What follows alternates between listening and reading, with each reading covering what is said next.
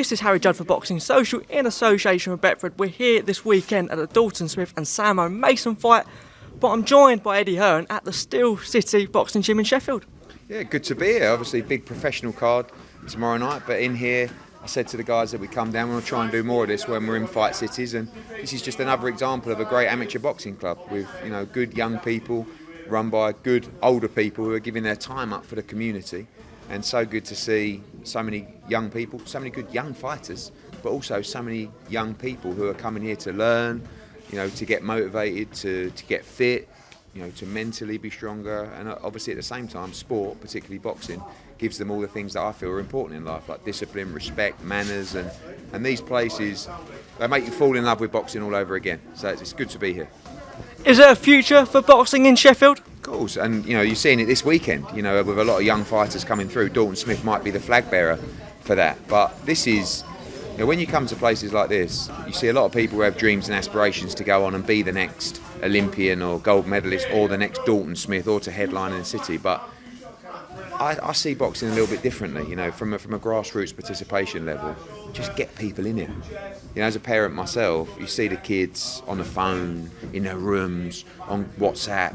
Like, there's nothing better than seeing your kid out exercising, learning, listening to people.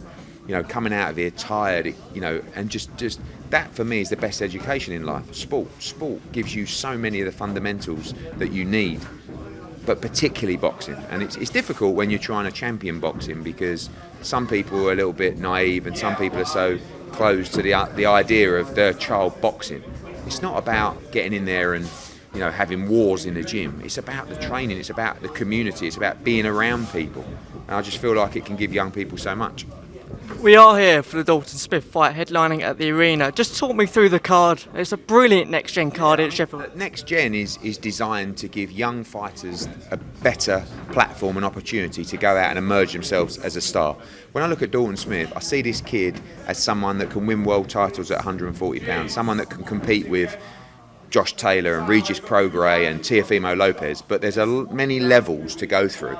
So this Saturday, in front of a big crowd at Sheffield Arena, he's fighting Samo Mason, two kids from Sheffield fighting for the British title, which is still, in my opinion, one of the best titles in the sport of boxing, to give Dalton the platform to keep going up those levels. If he is the guy who can compete with all those guys, he should do a job on Samo Mason, and Sheffield should watch his performance and say, wow. Because when you look, you always need a star from the city. And when you look at Sheffield right now, you say, okay, Kell Brook's gone, Kid Galahad got beat, you know, he'll be trying to be back, but obviously Johnny Nelson and Naz there from the past. Who's the next one? And Dalton Smith is the next one. But he's got to look really good on Saturday. I just feel like this is a kid that can win world championships and bring big-time boxing back to Sheffield. Talk me through the other fights. I mean, Campbell Hatton, probably, I would say, one of the most improved fighters in his previous fights. Yeah, I think Campbell Hatton, you know, he's working hard. This is his 8th fight already. It's amazing the activity that he's getting. Really starting to improve now. You know, Sandy Ryan against Erica Farias, fantastic rematch. You've got to give Sandy a lot of credit for going back into that fight after what was a great fight in Nottingham. Jordan Thompson, keep your eye out for him. His first championship fight as a cruiserweight, fantastic talent. Johnny Fisher, the Romford Bull, with 1,000 coming up from Romford to support him as well. Janae Boston, you know, local kid from Sheffield, fantastic. Nico Levius from just outside Nottingham as well. Akib Fiaz on the card, Kieran Conway on the card. Like, this is, you know, a real good example of the next generation of great British fighters. Some will go on and win world championships, some will fall short, but they're all getting the opportunity to progress. Obviously, want to talk about a few other things within boxing. When is the final date of Benn-Eubank? When do we just move on from that? Because I said in a few interviews yesterday, at the end of the day, we've never announced this fight. We've never given one interview where we've said this fight is close or we're going to announce it next week. There were reports the fight was done. The fight was never done. We are negotiating with Callie Sowland and Wasserman. We hope that fight gets made. You know, ultimately it's 9 weeks on Saturday. Conor Benn's date is October the 8th at the O2 Arena. Chris Eubank or not Chris Eubank. So right now we're at the time where fighters will start to begin their camp and we need to finalise his opponent, and we'll be doing that in the next few days, and hopefully it's Chris Eubank Jr. Conor Benn's made it clear he wants that fight. He's ready to step up the divisions and take on Chris Eubank Jr. Hopefully Chris Eubank Jr. feels the same. It's a great fight, and we'll see if we can get it made with Wasserman. When is the deadline for it, though? I think realistically it's sort of, you know, some point next week. You know, 8 weeks out is when you like to announce a fight, so we're nearly there, and we have other opponents lined up for Conor Benn if that's not successful, but hopefully it will be. Reports of Tyson Fury and Chisora 3. Your thoughts on that? Yeah, Derek had an offer from the Tyson Fury camp. It wasn't enough money, but I'm not sure we're going to see that fight. But, good to see Tyson Fury keeping his options open. Any thoughts on Lerone Richards departing from Matchroom? We offered him the Ali Akhmedov fight on the Canelo Triple G card, which I thought was a great fight and opportunity for him. He didn't want to take that fight. It's difficult with Lerone because he's really, really, really good. And it's been difficult for us and other promoters as well to get the traction with him that maybe he deserves, And again, it's hard because his style is so difficult to beat. Sometimes it's not the most entertaining, but that fight I felt like was a great fight for him. We couldn't agree terms, and we hope that he can find a platform and a promoter to take his career forward because he's an excellent talent. Speculation on Buatsi Bivol. Your thoughts on that one? Yeah, a long way to go. I mean, we're just talking to both parties at the moment.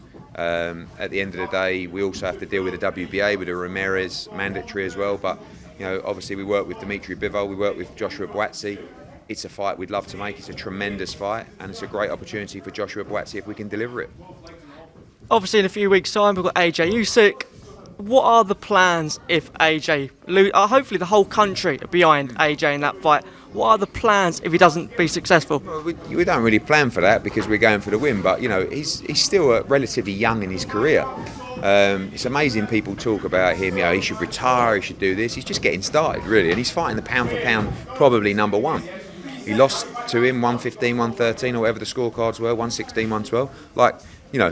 It wasn't horrific, and he boxed a poor fight. He boxed completely the wrong fight. So he's got to go out there, try and box the right fight. We believe he can win, but activity is the key for Anthony Joshua. He's been too inactive, and a part of that, the main reason for that is COVID. But we want to win, obviously, in a couple of weeks' time, and then move on and hopefully fight Tyson Fury.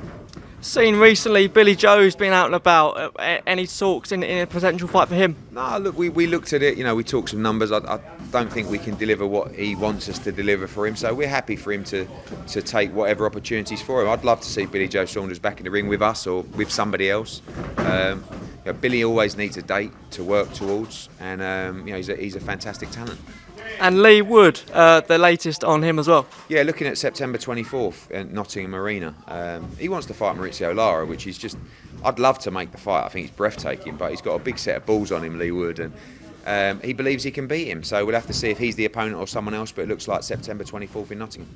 And finally then, you mentioned on Talk Sport that you think the real reason behind Jake Paul's fight collapsing was the ticket sales problem. Dana White said that. I know the ticket sales weren't where they wanted them to be, but I'm sure there was a problem with the weight or whatever it was. It just, that was two fights that are pulled out. It's Madison Square Garden. It's a bad look. But maybe it's not Jake's fault. Sometimes things happen in boxing. It's a very tough business, and they're new to the business, and it takes them getting used to. But I think what Jake's doing in boxing on the whole is good, and hopefully we can see him back in the ring. Finally, Johnny Nelson mentioned if him and Usyk fought each other, that Johnny would come out on top. Your thoughts on that one?